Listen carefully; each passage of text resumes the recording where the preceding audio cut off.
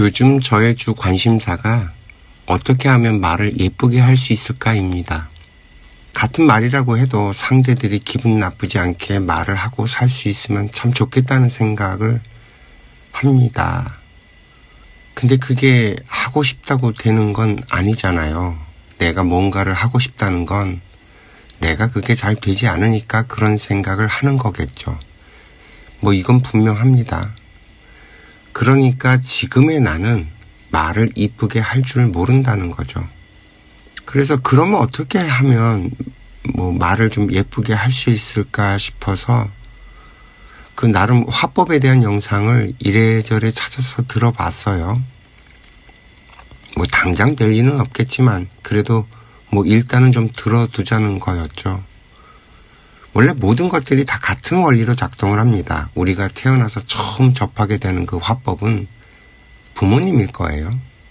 부모님의 화법이 곧 나의 화법이 됩니다. 그러다가 학교에 가면 학교에서 친구들이나 선생님들을 만나면서 그쪽에서 또 영향을 받겠죠.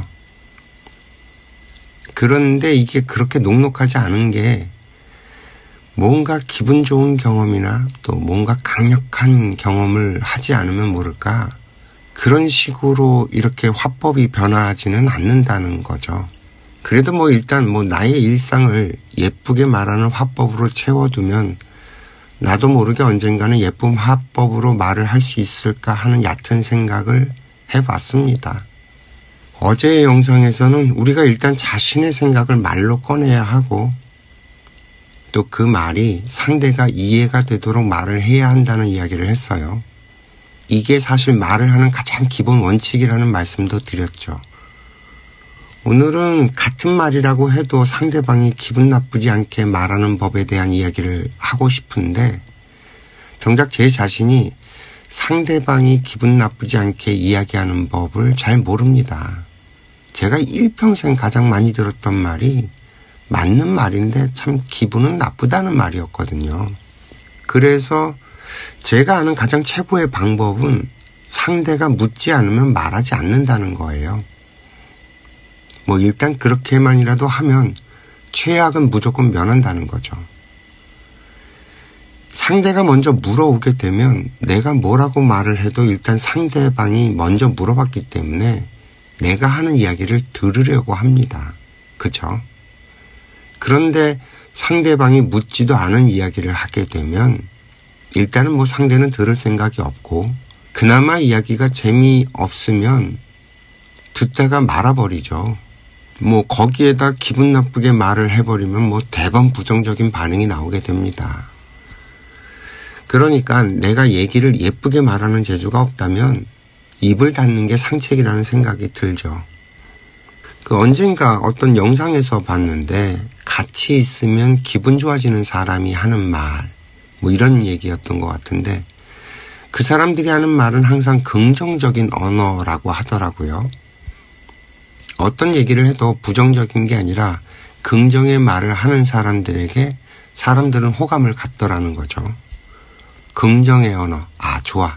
나도 긍정의 언어를 써봐야겠다는 생각을 하고 보니 도대체 뭐가 긍정의 언어인지 모르겠더라고요. 뭔가 공감해주고 동조해주는 말일까 생각을 해보면 그것도 뭔가 좀 아닌 것 같아요. 내가 공감하지도 않는데 공감을 해준다고 까불고 그걸 또 동조해준다고 하면 그게 얼마나 가식적이에요. 그 가식적인 게 얼마나 갈까요? 그러니까 이 공감과 동조의 언어가 아닌 거예요. 긍정의 언어를 쓰려면 뭐 일단 내가 매사에 긍정적인 사람이어야만 긍정의 언어를 쓸 수 있지 않을까 싶습니다.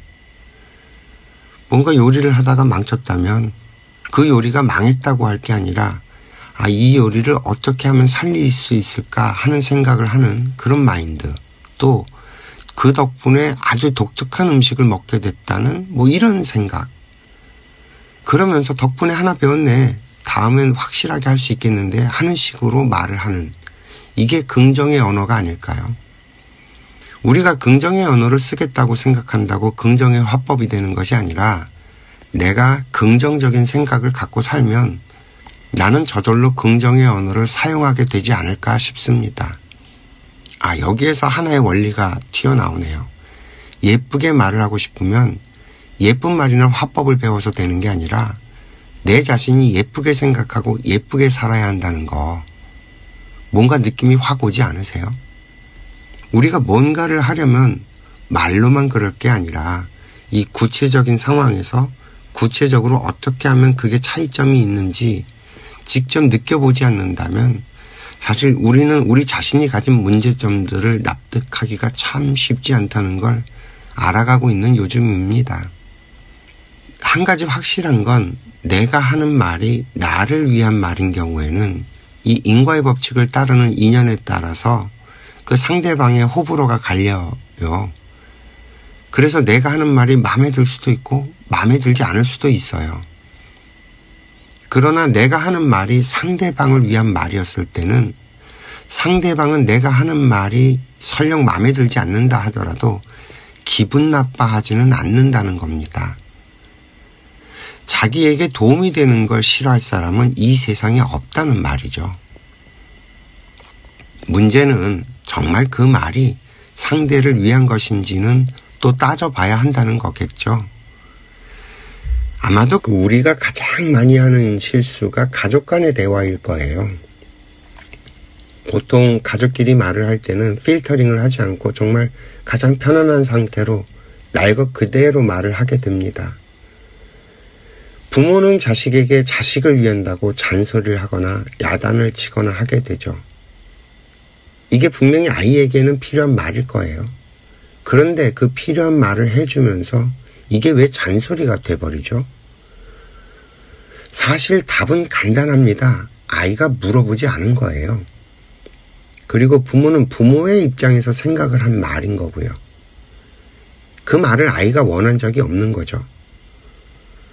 이걸 아무리 너를 위한다고 예쁘게 포장을 해서 말을 해도 은근히 기분 나쁘다는 게 충고고 잔소리라는 말입니다. 그런데 이게 아이만 그럴까요? 저는 태어나서 지금까지 살면서 이게 유독 한국 사람들만이 이런 버릇이 강하다는 걸 느낍니다. 외국 사람들은 사실 남의 일에 참견을 하지 않아요. 부모 자식 간이라고 해도 매너가 없다고 표현을 하죠. 물론 우리나라도 지금은 환경이 예전과 많이 달라져서 과거처럼 남의 일에 고주할 미주할 이러쿵저러쿵 하지는 않죠. 확실히 많이 줄기는 했어요. 그러나 그 가까이 있는 사람들, 또 가까운 사람들의 경우엔 여전히 아무 생각 없이 상대를 위한다는 이유로 툭툭툭 자기가 아는 것들을 말합니다. 가령 뭐가 있을까요? 예를 들어 얘기해야 쉬울 텐데 말이죠. 내가 컨디션이 좋지 않을 때 주변에 있는 사람들이 병원에 가보라든지 좀 쉬라든지 하는 말을 툭툭 던지죠. 이게 자기들 딴에는 나를 위한다고 하는 말일 거예요. 그런데 병원에 갈 형편이 됐으면 이미 병원에 갔을 거고 병원에 갈 일이었다면 병원에 이미 갔을 겁니다. 또 쉴 수 있는 상태라면 이미 쉬었을 거고 하는 식으로 본인 일은 사실 본인이 제일 잘 알아서 합니다. 그죠? 자식이 어려서 보호가 필요할 때가 아니라면 아무리 부모의 입장에서 자식이 걱정된다고 해도요. 이런 소리를 입 밖으로 내는 건 건강한 관계를 만들어 갈 수가 없다는 겁니다. 상대방이 할 수 없는 말을 자꾸 쏟아내는 건 상대방을 죽이는 거예요. 상대는 그 압력에 점점 더 힘들어지고요. 이런 원리들을 너무 모르는 거죠, 우리가. 오히려 이렇게 얘기를 해보는 거죠. 컨디션이 안 좋아? 어떻게 할 거야? 라고 물어보는 거예요. 어떻게 할 건지, 상대의 의도를. 그래서 시간이 없어서 못 갈 수도 있고 여러 가지 상황들이 있을 수 있잖아요. 어떻게 병원에 같이 가줄까? 라고 또 물어보는 거죠. 물어보는 거예요. 자꾸 상대 생각을. 그래서 상대 생각을 정확하게 파악을 하게 되면 거기에 맞춰서 내가 할 수 있는 무언가가 있다면 그걸 하면 되는 거죠. 이해가 좀 되시겠어요? 사실 이런 표현들에는 부모가 됐든 누가 됐든 그 상대방, 자식을 믿지 못한다는 의미가 내포되어 있어요. 이 걱정을 한다는 말은 부모가 자식의 어깨에 무거운 짐을 씌우고 있다는 말도 되고요. 이렇게 이야기하면 또 뭔 개소리냐 싶겠네요. 자식이 20살이 넘어가면 이미 성인입니다. 한 사람의 독립된 인격체죠. 그래서 자기 인생은 자신이 살아야 합니다. 이건 뭐 그 누구도 대신 해줄 수가 없죠. 만약에 부모가 또는 옆에 있는 누군가가 간섭을 하기 시작하면 자기 인생을 살아가는데 방해가 되기 시작합니다. 처음엔 이걸 잘 못 느낄 수 있어요. 보통은 이런 경우에 동원되는 그 언어가 사랑과 관심이거든요. 그러나 이것이 반복되고 누적이 되면 내 영혼에서 정말 강력한 경고음이 뜹니다. 자기도 모르게 짜증이 나고 반감이 생기죠. 싫다는 의사표현도 나오게 됩니다. 이제부터 이건 더 이상 사랑도 관심도 아닌 일이 됩니다. 그런데 우리는 거의 매일 그 싫다는 사람과 싫다는 그게 뭐가 문제가 되는 사람과의 대립 갈등 속에서 일상이 보내지죠. 사실 이건 간단하게 얘기해서 제가 못 믿어온 거예요. 만약에 그 사람이 알아서 착착착착 살면 신경 쓸 일이 없을 텐데 하나에서부터 열까지 다 불안불안한 거죠. 물론 내가 상대에게 그 믿음을 못 준 그 탓도 있죠. 그러나 상대방도 나를 믿지 못한다는 걸 노골적으로 표현하는 게 됩니다. 근데 이게 재미난 게요. 내가 불안불안하게 보는 내 자식이든 뭐 내 친한 지인이든 아무튼 그 사람도 나를 볼 때는 내가 그런 걱정이나 그런 소리를 할 만한 사람이 아니라는 거예요. 한마디로 속에서 아이고 너나 잘 살라는 소리가 툭 튀어나오는 사람이 꼭 그런 걱정과 잔소리와 간섭을 하고 살아간다는 거죠. 자, 보세요. 상대가 싫어하는 건 하지 않는 겁니다. 절대로 해서는 안 돼요. 잔소리가 듣기 싫어하는 사람에겐 그 잔소리를 하면 안 돼요. 당신 인생이나 똑바로 사세요, 제발. 남의 인생 간섭하지 말고. 당신이 남의 인생 간섭한다고 당신 인생이 얼마나 엉망진창이라는 건 아세요? 이걸 부모 자식 간에 당연한 거라고 생각하는 한 당신들의 인생은 점점 더 엉키고 문제가 되지 결코 좋아질 수가 없습니다. 건강한 관계는 상대방에 대한 존중에서 시작이 됩니다. 아이가 커서 성인이 되면 무조건 아이의 인생을 존중해야 돼요. 이게 기본이에요.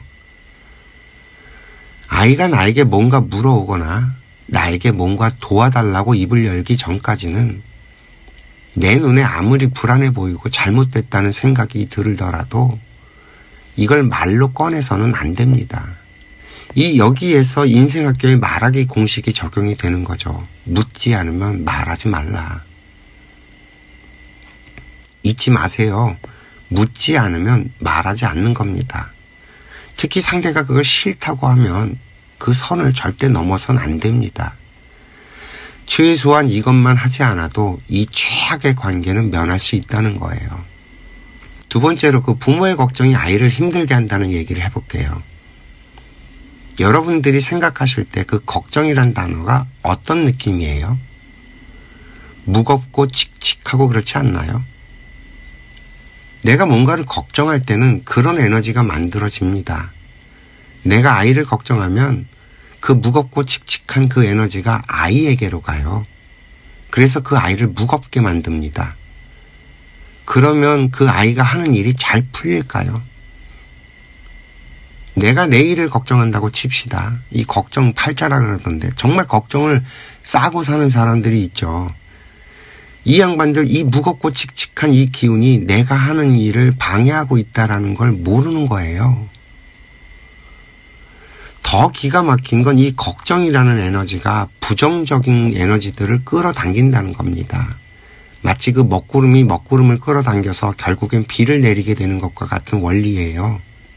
정말 인생에 비가 주룩주룩 내리게 됩니다. 그 자식 걱정하는 건 당연하다는 그 부모의 말은요. 자신들이 하는 말이 자식에게 얼마나 저주를 퍼붓고 있는 건지 모른다는 거예요. 아, 참 이게 얼마나 안타까운지. 제가 이 이야기를 참 이 세상의 엄마들에게 얼마나 많이 자주 하는지 모릅니다. 제발 좀 그러지 말라고.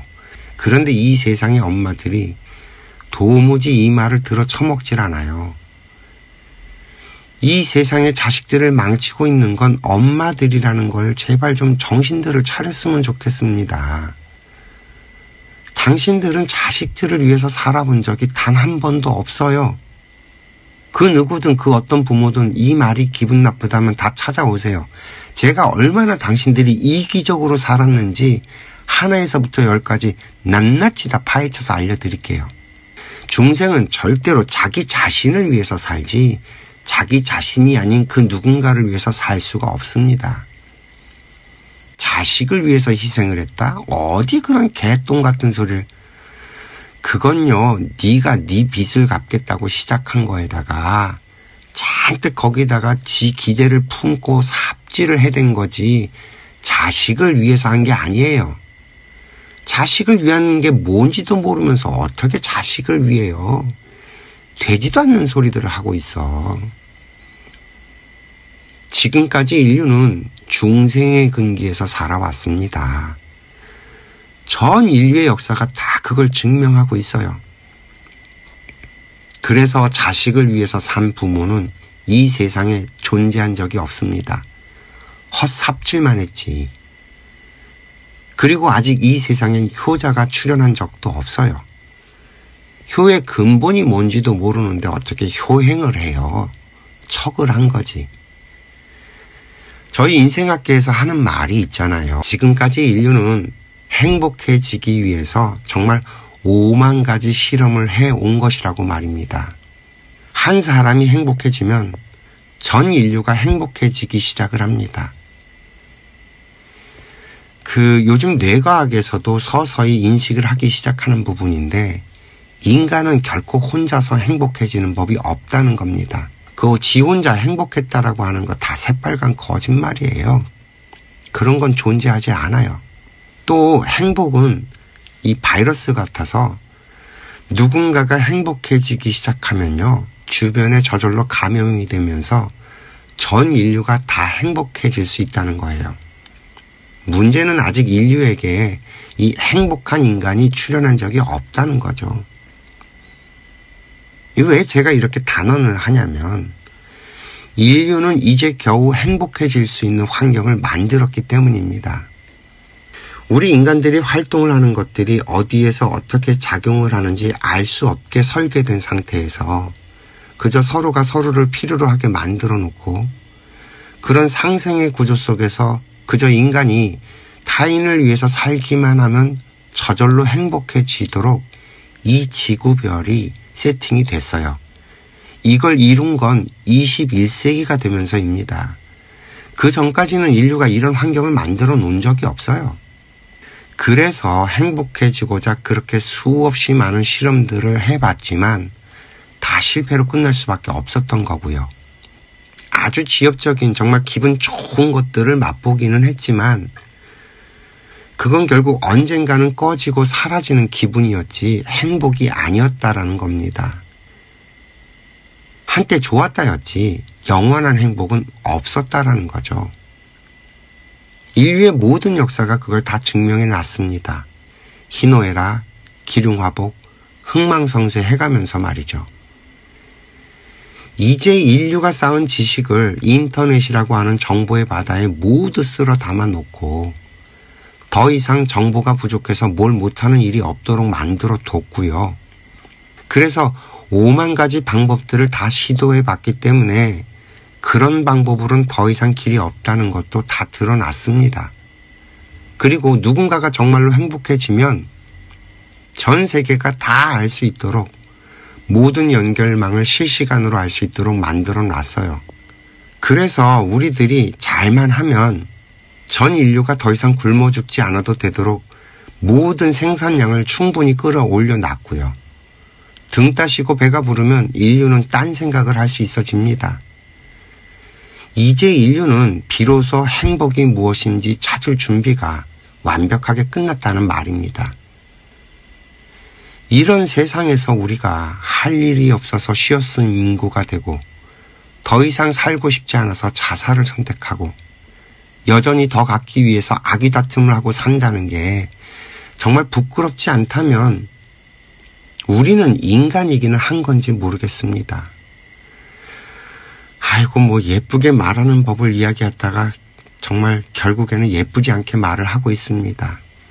제 마음이 그만큼 예쁘지 않다는 말이겠죠. 모르겠어요. 정말이지 예쁘게 말하는 방법이 어떤 건지. 다만 제가 생각할 때 말하는 규칙이라면 묻지 않으면 말하지 말고 상대가 싫다면 말하지 말고 이 두 가지 규칙만 지켜도 최소한 최악은 면한다는 겁니다. 아직까지는 뭐 제 수준이 이 정도예요. 그리고 예쁘게 말을 하고 싶다거나 뭐 긍정적인 언어를 사용하고 싶다거나 하면 원리는 그런 거예요. 내가 예쁜 사람이 돼야 하고 내가 긍정적인 사람이 돼야 한다는 겁니다. 내가 실제로 그런 사람이 되고 나야 그런 언어를 쓸 수 있는 거지. 그렇지 않은 상태 내에서 하는 말들은 결국 공허하고 결국 다 뽀롱이 난다는 거죠. 포장지 잔뜩 쌓아봤자 뜯고 보면 정말 보잘것없는 내 모습이 얼마나 허무해지겠어요. 그걸 또 감추고 덮겠다고 꼬리에 꼬리를 물고 문제만 일으킬 뿐이죠. 이해가 좀 되시겠어요? 얼마 전에 그 김미경 씨가 딥마인드라는 책을 냈다는 영상을 봤어요. 지금까지 그 자기가 자기 개발을 위해서 막 열과 성을 다해서 막 오만 얘기를 다 했는데 그게 결국엔 개소리라는 걸 요즘 들어서 깨달았다고 그러면서 뭐 제가 책을 읽지는 않았지만 그 책에 대한 설명을 하는데 야, 참 이 사람은 뭘 해도 돈 버는 일에 최적화가 되어 있구나였어요. 그 얼마 전에 이야기했던 그 2판 4판에서 그 4판의 아주 전형이죠. 반면에 그 초대 손님으로 나왔던 개그우먼 송은이 양은 참 말을 해도 참 이쁘게 한다는 생각이 들었죠. 자기도 모르지만 비틀비틀하면서 자기 인생길을 잘 찾아가고 있다는 생각도 들었고요. 그러고 보면 유쾌한 사람이 긍정적인 언어를 쓰는 건 아니라는 생각도 들었습니다. 제가 볼 때 그 송은이 양은 유쾌한 사람은 아니거든요. 오히려 김미경 씨가 유쾌하고 호방한 성격이죠. 그런데 김미경 씨의 말은 뭔지 모르게 자꾸 걸려요.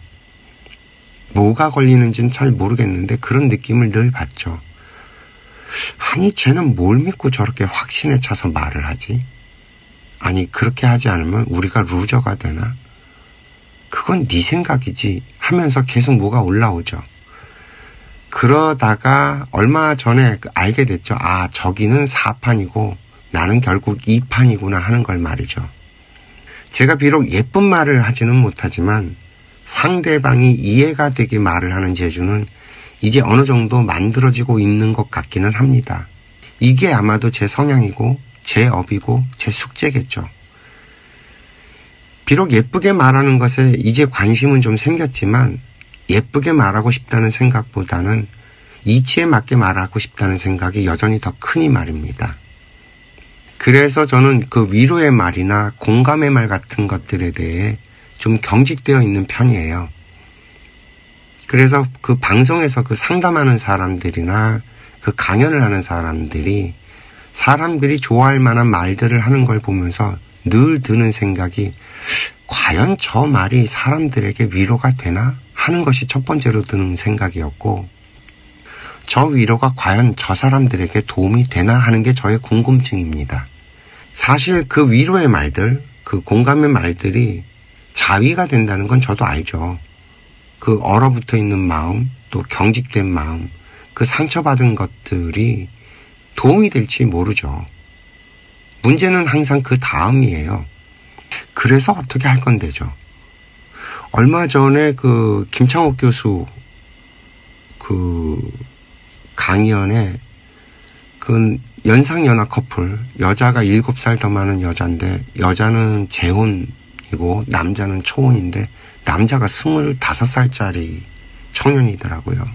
그 주변에서 워낙 반대의 말들이 많아서 그것 때문에 상처받고 뭐 이런 얘기들을 하는데 김창욱 교수는 그걸 응원하고 지지하는 말을 해주더라고요. 저는 반대예요. 분명히 부정적인 언어가 있을 땐 그 이유가 있거든요. 그럼 내가 그게 불식될 만큼 내가 갇혀져 있으면 그런 말들이 안 들려요. 사라지죠. 저절로 사라집니다. 내가 그 부정적인 언어를 들을 수밖에 없는 구조에 있다는 거예요. 근데 그걸 받아먹질 않는 거죠. 제가 볼 땐 그거 100% 실패해요. 그 남자아이가 젊고 또 굉장히 어른스러워요. 반면에. 근데 남자는 25살에 생각할 수 있는 그 생각의 폭이 한계가 있어요. 나이가 들면서 점점 성장해 가고 더 깊어져 갈 거예요. 그 친구는. 근데 이 여자는 계속 불안할 거예요. 실패에 대한 두려움이 있을 거고. 이 여자가 각성되지 않으면 이 관계는 분명히 깨져요. 저는 그게 보이더라고요.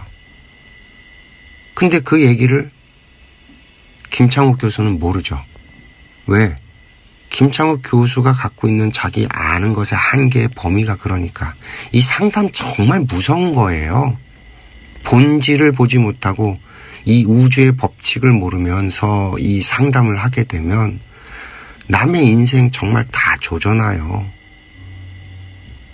엄한 길로 헤매게 만들고요. 그 요즘에 그 유튜브가 더 심해졌죠.